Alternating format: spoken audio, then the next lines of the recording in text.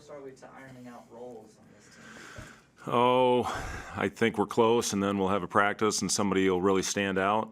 Somebody that maybe had been great takes a step back. So still got some time. May not be completely set by the exhibition games that we have next week against Peru State and against Colorado. And then we've got a little time before we open up with our regular season opener on November 9th. So we still have some time to figure it out.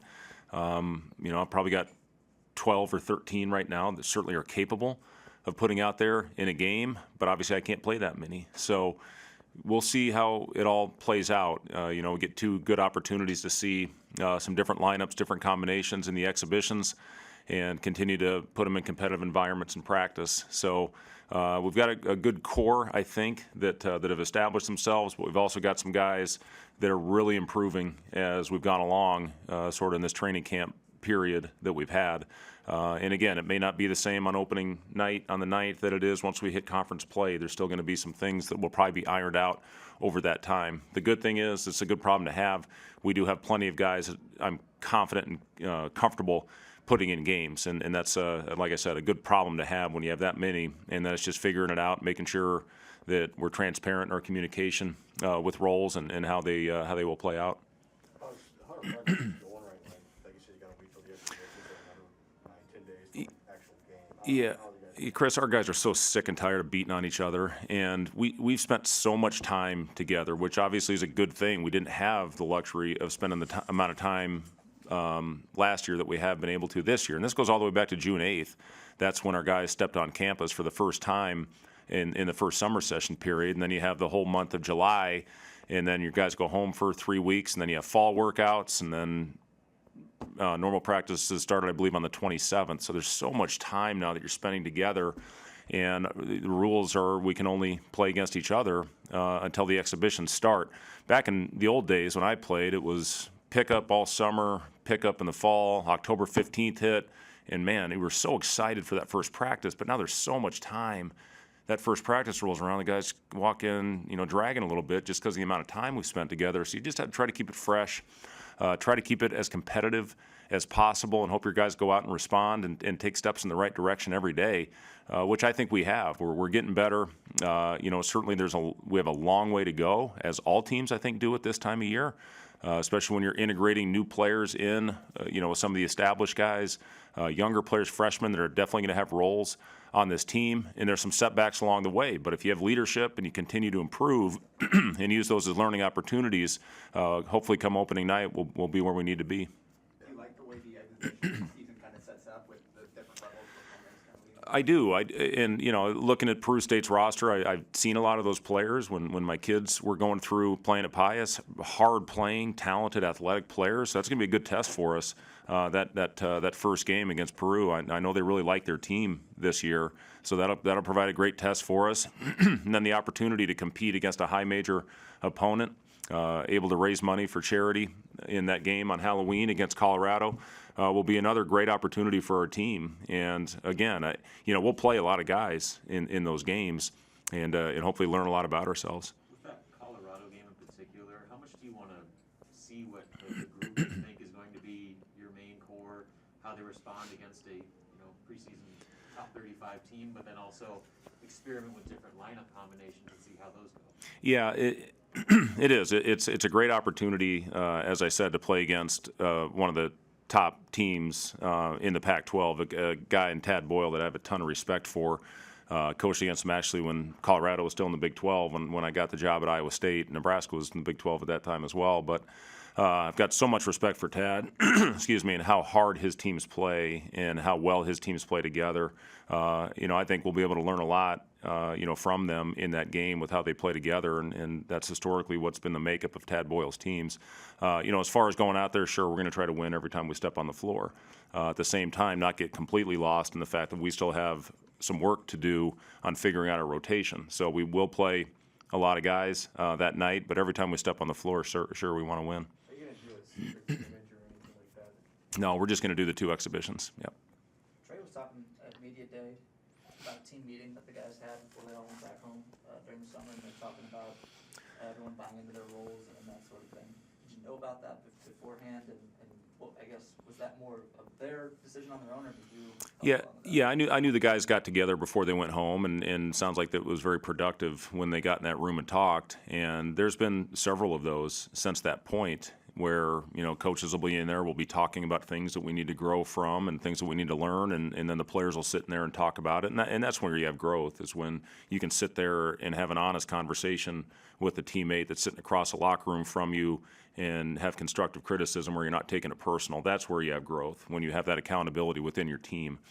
We've been really good at times, and we've also been very poor at times where we have taken it personal. And, you know, you have to avoid those situations and continue to try to put them in adverse situations. That's going to be the true test, is how are we going to be able to fight through adversity? Because those 5-minute stretches where things aren't going your way, if you don't continue to battle through it, you're going to dig yourself a huge hole. We've been, like I said, good at times handling the adversity, and at times we've struggled with it. But again, we've got a couple weeks, we've got a couple games to hopefully learn a lot about ourselves heading into the opener on the 9th. How have you seen Wilhelm kind of come along? I think he's one of the guys we're talking to today. How have you seen him come along? Wilhelm's been phenomenal. Derek had a little bit of an illness, and we've been very cautious when we've had guys that haven't felt good to keep them away from the team. We do have 100% vaccination, which I'm proud of our group for doing that. But you know, when Derek was out for that stretch, I was playing Wilhelm with that first group, and he was phenomenal, absolutely phenomenal. So, you know, a guy that can play multiple positions on the floor, he can play both front court spots. Thing about Wilhelm, you're never going to have to worry about what he gives you. He plays with incredible effort and intensity. He gets hacked, fouled, don't call it. He is sprinting back the other way and getting ready to defend on the other end. And, you know, normally with younger players, you have to teach them through those moments. But, you know, Wilhelm's just one of those guys that comes in and you know what you're going to get from him. A guy that can certainly stretch the floor, move the big away from the basket, and really compete on the other end. He's not afraid to get his, you know, get dirty in there and go and grind it out against bigger, stronger, more athletic players. But, you know, just his makeup is what makes him special. And his very unique skill set for a guy that's 6'10" that can make shots and can pass and make plays like he can. Getting his knee healthy, was there something you wanted to see him, you know, maybe just improve that? Yeah, just I think the biggest thing with Wilhelm is just continue to make plays and go out there, get comfortable at this level. He showed it in the AAU season. He showed it in high school. You know, now that you're playing against better competition and more athletic players, every time he steps on the floor, just want to see him continue to grow in his playmaking ability. And again, we put the ball in his hands some, and he doesn't make a lot of mistakes. And again, that's rare for a freshman. What's the next step for Lat? What was sort of your challenge to him going into Yeah, Lat, again, another guy you just know what you're going to get from, and he's always in the right spot defensively. He's always in his gap, plays with great effort. Obviously a guy that can make shots at a high level, and he had several games last year where he kept us in, and also games where he stretched a lead, especially when we figured it out late in the year last year. So just a big part of, excuse me, what we're trying to do and how we're trying to play.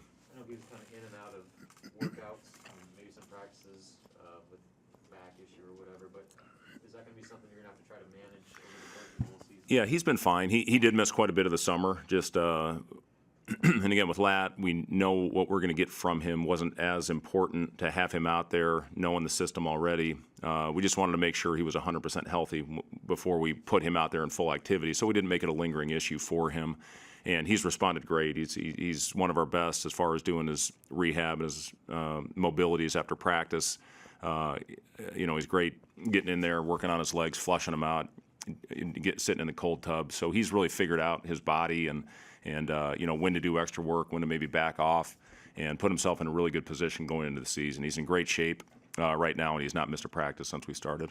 When do you get a sense of what kind of team it's going to be from like a tempo standpoint, when to push and pull on that? Yeah, I'm still trying to get us more consistent in that area. When we play with really good pace and tempo, we're hard to guard. When we come down, even in the half court, when we're going through execution segments, we still have times where we're struggling with the cutting and reading a defense and that type of thing. We do segments every day on it.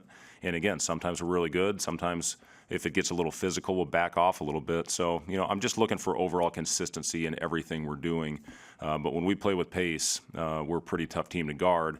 And we've shown an ability as we've gone along, as far as making simple plays more. We were turning the ball over way too much early, but we've taken a huge step in the right direction with that these last probably 3 or 4 weeks.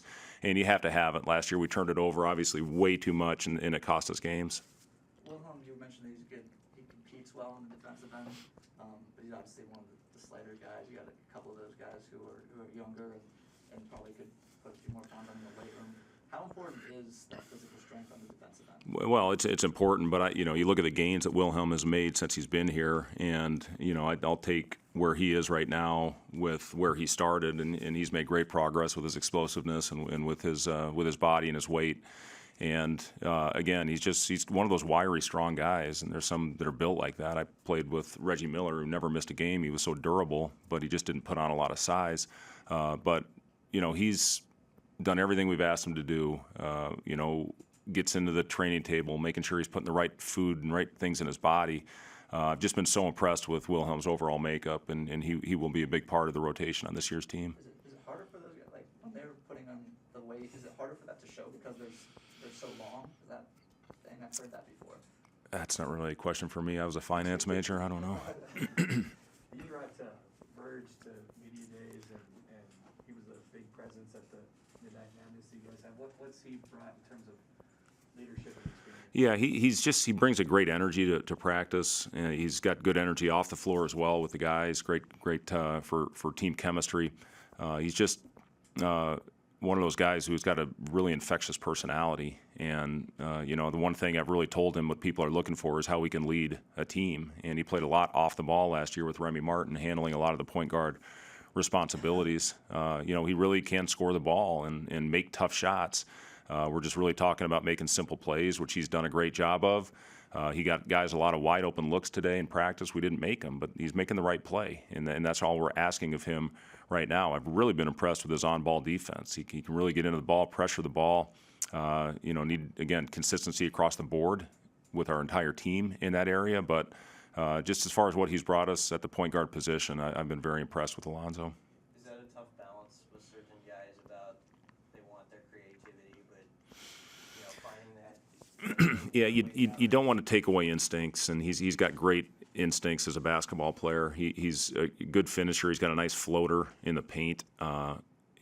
Shots that probably aren't considered, well, they're not considered high percentage shots, but he makes them. And if you show over time you can make a high percentage, you have to live with some of those. And again, a guy that can really get it going when he gets hot, he's a hard guy to stop, and then he's a hard guy to keep in front. And then sucking in the defense with the shooting that we've added to this year's team, it could make for some pretty tough lineups to defend. A lot of that because of Alonso's playmaking. He's got that unique sort of one-footer off-balance shot that he likes in the mid-range. What kind of weapon can that be for him?